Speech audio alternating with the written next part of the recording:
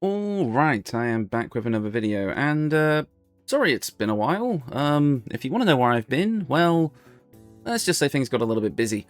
Anyways, today we're going to be working on a bit of an interesting build. I asked my community on Discord, just because I wanted to kind of get back into making videos, what old video they would like to see remastered, and a couple of people mentioned, of all things, the Grenadier.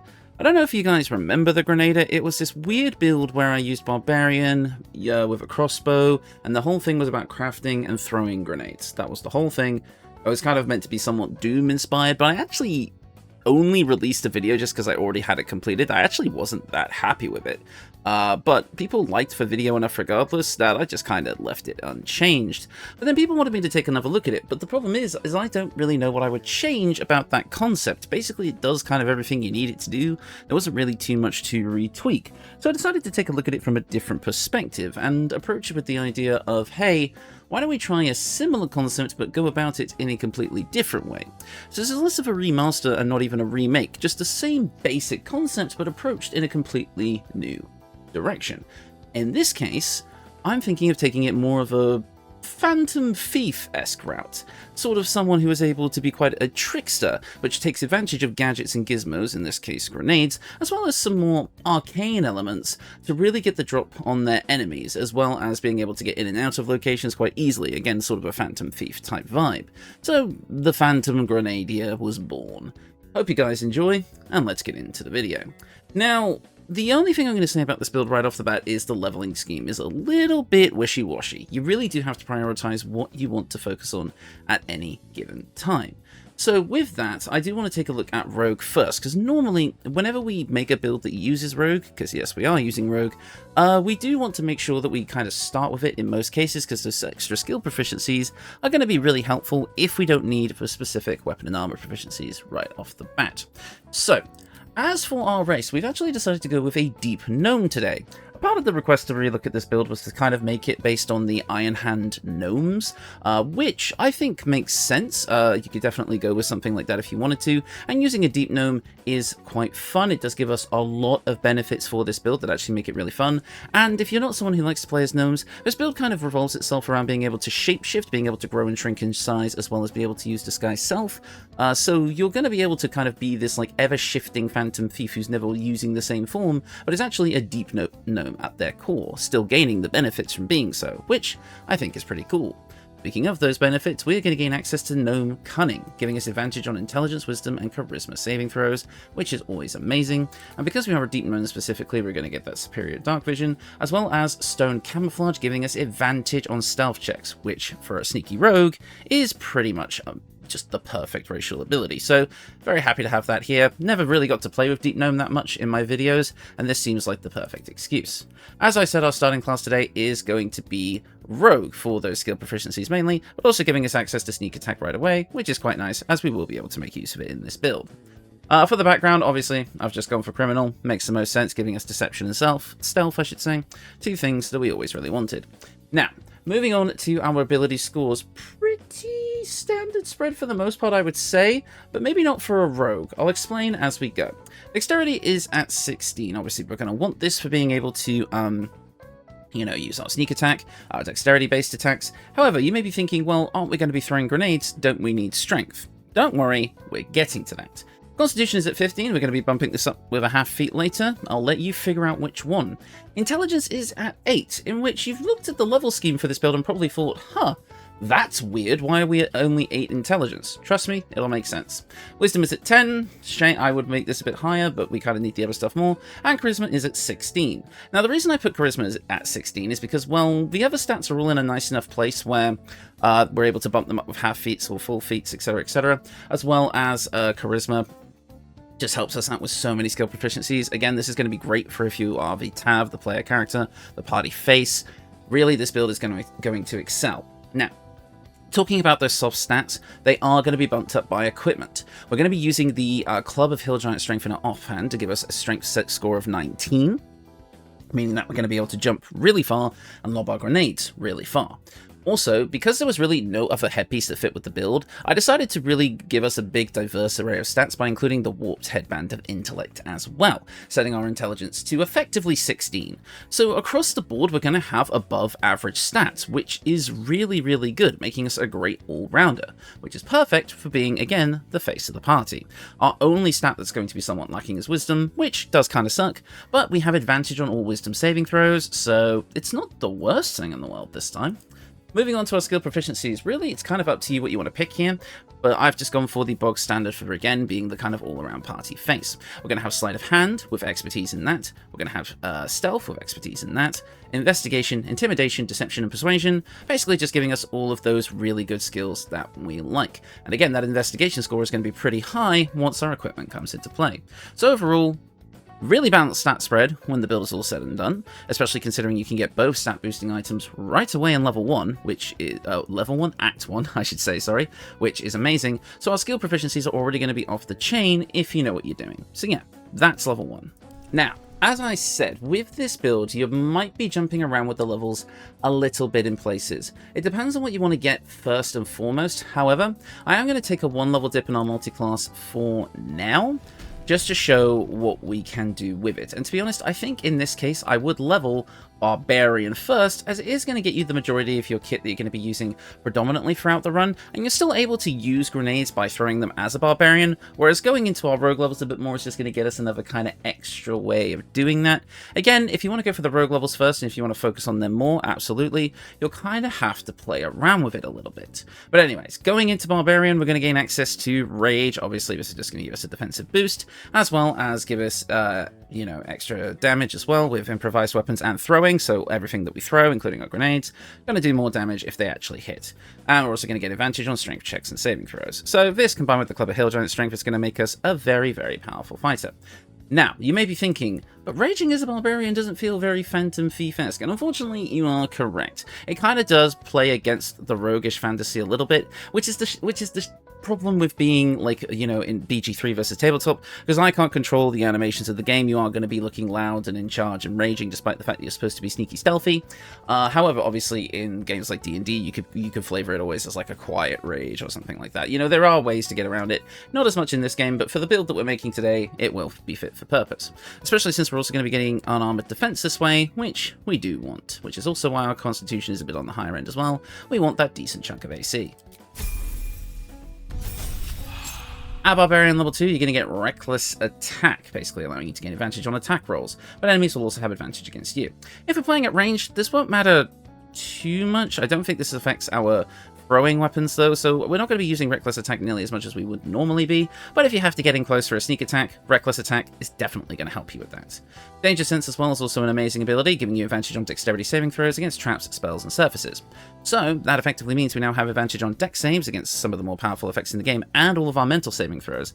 That's advantage on 4 out of the 6 saving throws? That's pretty good.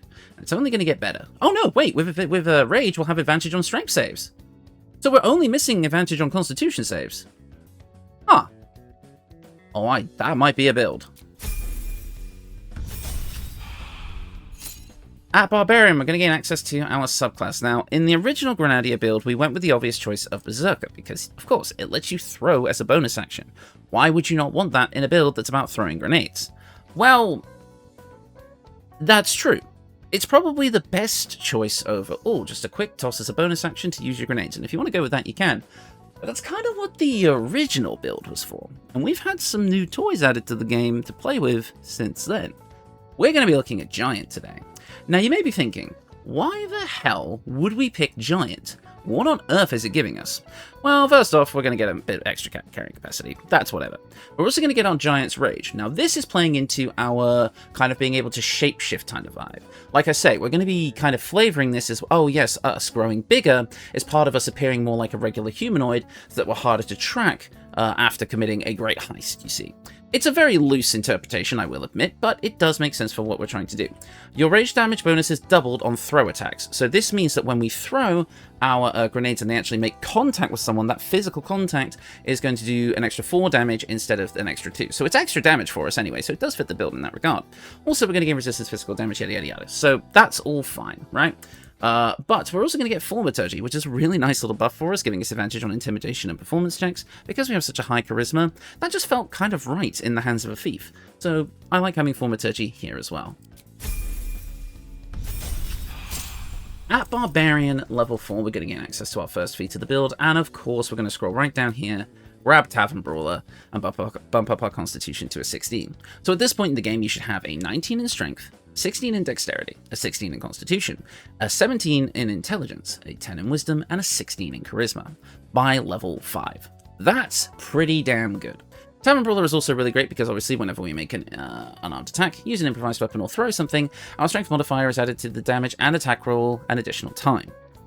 So us throwing our grenades, plus the rage damage bonus, we're just going to be hitting very, very hard. Now, at Barbarian level 5, we're going to gain access to extra attack, meaning that we can throw twice in a turn if we want to, which is awesome, but we can also just do a regular attack each time as well. We gain a bit of increased movement speed, which helps to make up for the fact that we're a gnome, and we're also going to get Boot of the Giants, basically being able to make a bonus action kick attack that deals a flat amount of damage, as well as, you know, if we have athletics proficiency, we can push enemies away, etc., etc. Shoving people, it's pretty cool. Now here we are, Barbarian level 6. This is going to get us Elemental Cleaver. The biggest issue with the original Grenadier build was the resource allocation. To be able to consistently craft and, you know, use grenades, you had to put in a lot of effort, like a lot.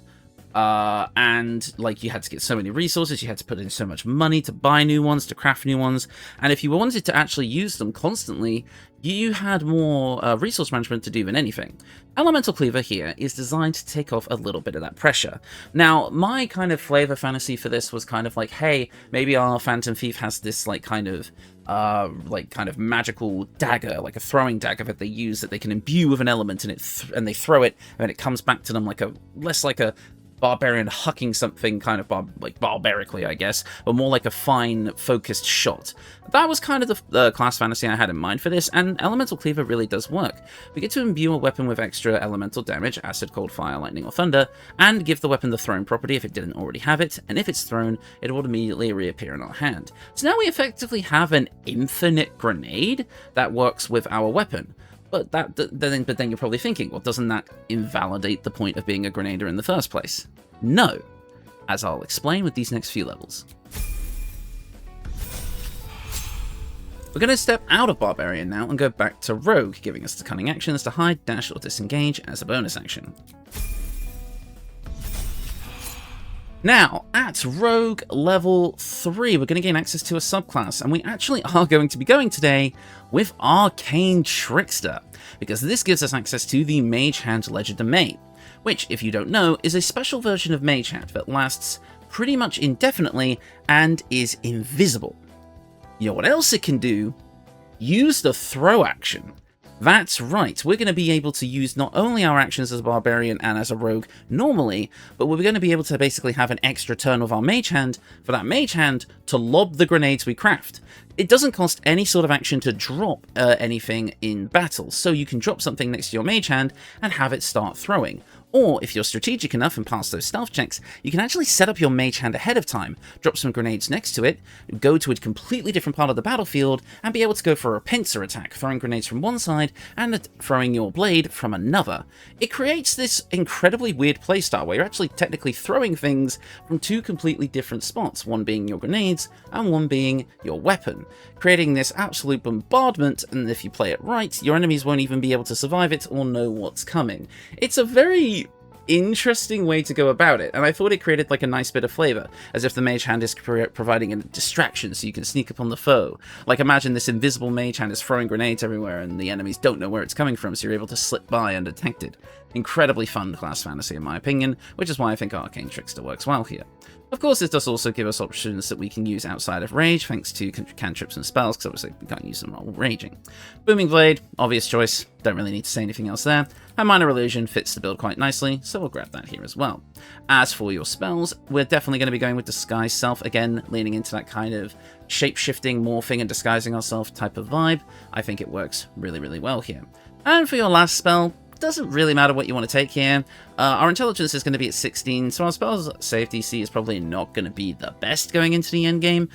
So really, it's just entirely up to you what you want to pick. I always like Tasha's Hideous Laughter, but Charm Person obviously also does work here for dialogue, so really, it's entirely up to you. For your expanded spell, really, it doesn't really matter. You can kind of pick whatever you like. Shield, obviously, is always amazing. If you want to take that, perhaps the enemy gets a jump on you before you're able to go into rage. This could be huge, saving your life in a tricky situation. You can also grab Enhanced Sleep here, but I didn't really find it was necessary. But if you really want to be able to get across the battlefield, you absolutely can. Featherfall is also nice, but you'd be training that out later once we get the Corvid token, which is in this build. So really, it's entirely up to you what you want to pick. I think I would go with Shield, though. And then at Rogue level 4, you're going to gain access to an extra feat and one extra spell. Really, pick your favourite. And we do get to choose another feat, and at this point, I would probably bump up our dexterity. Now, here's the thing. The build is done. We got our Lage Hand Mage Domain, we got 2 feats, we got every feature that we wanted from both Barbarian and Rogue. Yeah, the build is done. We actually have 2 free levels to play with. Let me explain exactly what you could do with those levels. 2 more levels of Barbarian would get you an extra feat as well as Feral Instinct. Could be worth. You could also go for a bit more tankiness thanks to Uncanny Dodge from going further into Rogue and get a bit of extra sneak attack damage as well. My favourite flavor choice would be going Wizard, specifically picking the Transmutation subclass at level 2, in which you'll be able to craft more grenades because you could potentially craft 2 per alchemy craft. You basically get to double how much you make if you pass a successful medicine check, which you might not always do since unfortunately we didn't really grab medicine proficiency in this build, but you never know, you could make it work. Fighter is obviously always an amazing choice as well. I believe that's what I used for the combat footage. That's kind of been recorded a bit further apart from this audio, so I apologize if I got that wrong. I really should have checked it before starting this recording. Oh well. But yes, with Fighter you get access to Second Wind as well as Action Surge if you want to go absolutely ballistic on a turn. Monk could give you some stuff like improved unarmored defense movement since we are using that if you want a bit more movement speed. There's a ton of things you could do with those 2 levels, but really, they're free levels. Pick your favorite. It's kind of weird. I don't think I've ever done this in a video before where it's just like, yeah, no, the rest of the levels are yours to do. Oh, no, actually, no. One of my earliest builds, my Skill Monkey build, did in fact do that. But yes, that actually is the build. I'll let you decide the rest.